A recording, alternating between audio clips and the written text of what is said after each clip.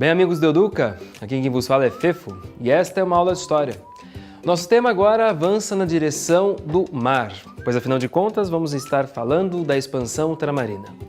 Mas nesse caso, a expansão ultramarina nada mais é do que um desdobramento de um processo denominado Revolução Comercial, que começa a se desenvolver em finais do século XIV, mais profundamente a partir do século XV, e tem vários momentos. Alguns envolvendo a costa da África, outros envolvendo somente o mar Mediterrâneo e aí finalmente chegando ao oceano.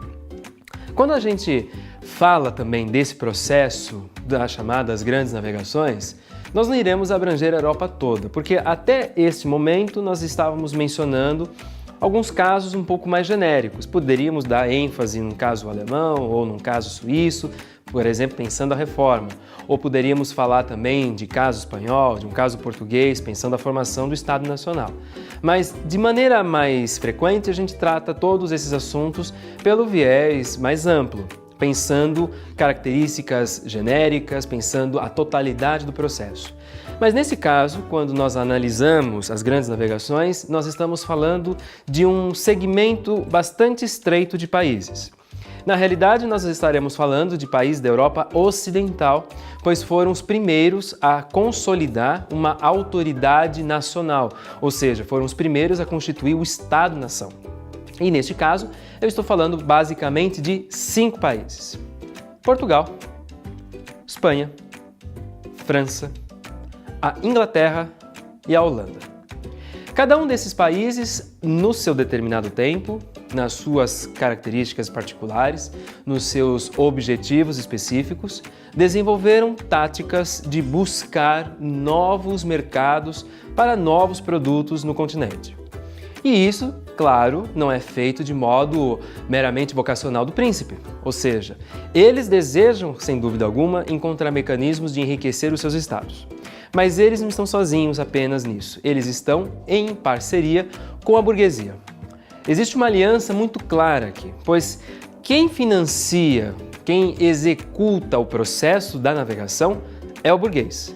Mas quem capacita, quem dá garantias, quem possibilita os monopólios, quem vai assegurar a manutenção da rota e toda a negociação daquelas mercadorias, quem vai tabelar isso tudo é o Estado. Então, a segurança jurídica é vinda da política, mas o exercício empresarial da atividade é feito pela burguesia. E a aliança desses dois grupos, ou da instituição e desta classe, possibilita uma solução conjunta e possibilita benefício conjunto também. Então, nós estamos pensando o seguinte: a burguesia, que havia se potencializado ao longo do fim do período do feudalismo e agora, obviamente, no sistema capitalista, cresce. E o Estado, precisando de mais recursos, se aproxima da burguesia como uma forma de assegurar os seus interesses. O que está realmente em jogo agora varia um pouquinho. A burguesia deseja enriquecer, mas o Estado deseja se fortalecer. Então nós temos aqui o seguinte: em primeira mão, a expansão mercantilista. Essa expansão mercantilista pressupõe o seguinte: novos mercados, novos produtos, novas rotas. Por que novas rotas? Bom, se nós observarmos os mapas da época, nós vamos verificar o seguinte. Acompanha comigo. O mapa da Europa era diferente do mapa atual. E a gente não precisa se preocupar com as fronteiras. Mas as rotas que haviam com mais frequência eram rotas que vinham da Europa, cruzando o mar Mediterrâneo para o leste, até chegar nas costas de onde hoje é o Egito e Israel. Dali havia uma troca de navegação para o transporte terrestre e aí 2 possibilidades surgiam: pela terra, indo pelo Oriente Médio até o leste, na Índia, ou então indo pelo Mar Vermelho, alcançando o Oceano Índico e aí alcançando a Ásia. Então, há uma preocupação de alcançar o leste, porque é do leste que novos produtos estão aflorando. Isso é, com certeza, uma consequência do processo cruzadista. Mas também é evidente que sempre houve uma interação comercial do Ocidente e Oriente via Europa, via Oriente Médio. Então, essas primeiras navegações buscam facilitar esse processo. Quem está nessa dianteira não são nem os países que eu havia citado, tem algumas cidades italianas, mas não posso falar em Itália. Quem vai inaugurar esse processo mais intensificado das navegações fora do mar Mediterrâneo são os portugueses. E aí, voltando para o nosso mapa, o que nós temos é o seguinte: quando chega o início do século XV, os portugueses, que são os primeiros a formar uma monarquia nacional, avançam de modo muito discreto para além das suas fronteiras. Eles avançam do norte do seu país, passeando pelo litoral até em direção ao sul e alcançando o norte da África. Mais à frente, eles se aventuram avançando mais ainda para o sul, até que em meados do século XV, quase virada para o século XVI, eles iniciam um processo de avançar para o leste da África, até chegar na Índia. E em meio a isso, alguns se aventurarão para o Oceano Atlântico, indo na busca de uma rota inaugural que chegasse à Índia, dando a volta pelo mundo. E aí eu estou pensando Cristóvão Colombo. Mas isso tudo é o quê? A expansão do mercantilismo, porque com a nova rota eu tenho novos produtos, e novos produtos significam produtos externos à Europa. Agora, ninguém vai simplesmente avançar para o mar ou buscando novas rotas se não tiver um horizonte intelectual mais amplo, pois afinal de contas haviam ainda concepções obsoletas para os nossos padrões sobre o que é o mundo e de que maneira é a configuração deste planeta. Havia, como você já deve ter ouvido falar, a história do planeta ser plano. Bom, isso é bastante coerente, pois afinal de contas, se você olha para o horizonte, você não está vendo nenhuma curvatura, você vê uma linha reta, principalmente quando você está olhando na direção do mar. Agora, isto só vai se alterar, ou seja, essa concepção do mundo plano, na medida em que a topografia e a cartografia começam a se desenvolver. E isso envolve também viajar. Quanto mais distante esses navegadores eram capazes de chegar, aí você acaba tendo uma capacidade maior de enxergar o que é o planeta. Mas isso envolve saber se localizar, e isso envolve ter um navio estruturado para suportar a brutalidade das correntes marítimas e as intempéries do mar. Então eu estou pensando, por exemplo, o desenvolvimento da bússola e o desenvolvimento da caravela. A bússola, que na verdade havia sido desenvolvida pelos árabes ou pela civilização muçulmana e que penetra a cultura europeia ali na região da Península Ibérica, onde a proximidade geográfica da península com o norte do Marrocos criou uma ponte para esse trânsito.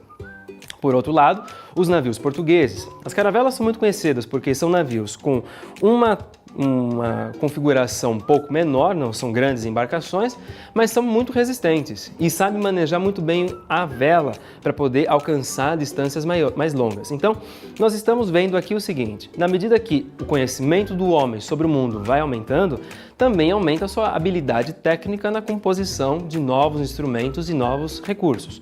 Com base nisso é que ele vai se aventurar a satisfazer os novos mercados através de rotas alternativas. Então, há uma combinação de ciência com o interesse econômico. E a conclusão de tudo isso é o seguinte: o mercantilismo vai condicionar a expansão territorial europeia. Isso já não é tão interesse econômico, mas é, sobretudo, interesse político, porque os estados nacionais que haviam se formado estão desejando criar novas territorialidades. Estão desejando criar novos entrepostos ou então novas expansões territoriais para potencializar o seu país e, é claro, intimidar os rivais. Mesmo Portugal e Espanha, por exemplo, que são vizinhos, vão buscar na América uma ferramenta para fortalecer os seus países e aumentar a sua presença na Europa. Outros, no entanto, como é o caso inglês ou o caso francês, terão menos colônias americanas, mas vão tirar proveito de outros mecanismos para que o Estado seja forte, para que o Estado tenha recursos e, na hipótese de guerra, tenham, de alguma maneira, alguma vantagem.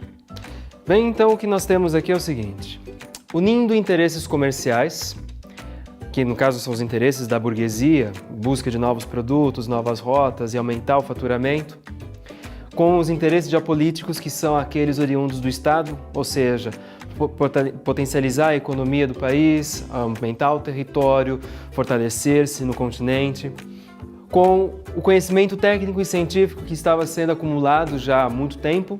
Tudo isso foi possibilitando, então, a ocorrência dessas expansões marítimas.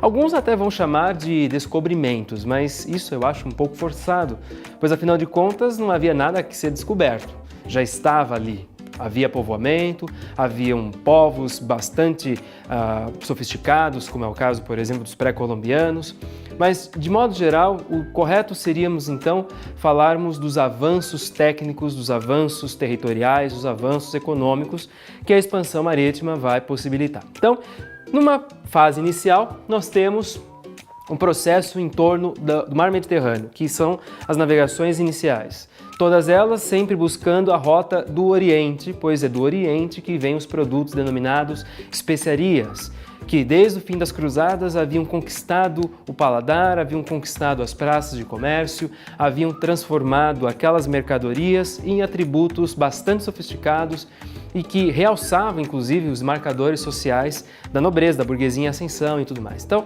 as especiarias são o grande objeto de desejo e elas se encontram no Oriente, por questões climáticas, por questões ambientais. Então, é necessário ir até a Ásia para encontrá-las e voltar à Europa para comercializá-las. Então, o Mar Mediterrâneo é um caminho, navegando pelo mar até encostar no Oriente Médio, ali nas costas de Israel atual, faz a troca para um transporte terrestre e que segue pela Rota da Seda até o leste, ou então voltando para os navios que estão ancorados no Mar Mediterrâneo, a partir dali, então, seguir o caminho. O problema desse caminho é o custo, pois na trajetória pelo mar existem alguns portos fortificados que são de passagem obrigatória, e isso então exige a cobrança de alguns pedágios. Também tem o problema da pirataria, que são nada mais do que os assaltantes do mar, não aqueles piratas do Caribe que talvez você esteja imaginando. E eles vão surgir mais à frente. Mas o que eu estou pensando são outros navegadores, são mercenários que assaltam os navios, principalmente quando eles estão voltando, pois a mercadoria que eles trazem pode ser revendida, pode ser traficada e, portanto, faturar bastante com elas. Então nós temos aí esse problema. Mas mais à frente tem outros pedágios, principalmente se houver necessidade de trocar para o transporte terrestre e voltar ao navio. Então isso tudo encarece a mercadoria. Ela vai ser vendida? Vai, mas a um preço muito mais alto e isso torna então menos atrativa. Para aumentar o faturamento, novas rotas são estudadas. No caso, rotas que se dirigem para a África. Essa África do Norte não é uma África acessada pelo Mediterrâneo, é uma África acessada por fora do Estreito de Gibraltar. É uma África acessada principalmente através da região do Marrocos. Quem se aventura nesse processo são os portugueses.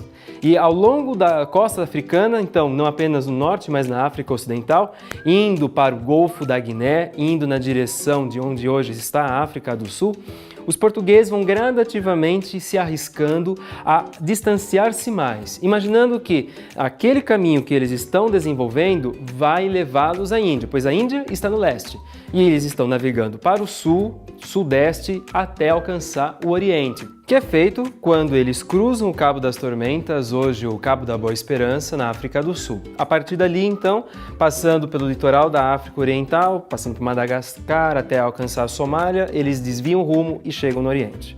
Mas o grande avanço em termos cartográficos, o grande avanço em termos de navegação, é quando Cristóvão Colombo, um genovês a serviço da coroa espanhola, inicia um projeto de circunnavegar o planeta, ou seja, sair do litoral da Espanha, avançando rumo ao oeste até dar a volta no mundo e encontrar a Ásia, e voltando pelo mesmo caminho. Lógico que havia ainda muita incredibilidade sobre que tipo de rota seria essa, se o planeta possibilitaria isso e tudo mais. As dúvidas, é claro, vão sendo superadas, o medo vai sendo vencido e Colombo recebe apoio financeiro da coroa para poder desempenhar esta aventura. O que ele não imaginava é que no meio do caminho ele alcançaria um continente novo que para os europeus era desconhecido, e eu estou falando da América. Não vou usar o termo descobrimento da América, eu vou dizer a chegada europeia às Américas, que no caso de Colombo é feito ali na região do Caribe.